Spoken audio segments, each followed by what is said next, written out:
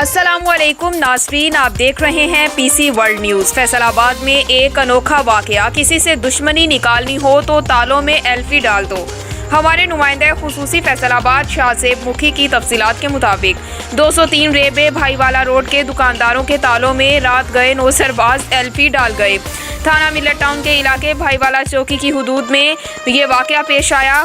आए रोज़ ये वाक़यात पेश आने से हम बहुत तंग हैं। दुकानदार इन नौसरबाजों के खिलाफ फौरी एक्शन लिया जाए।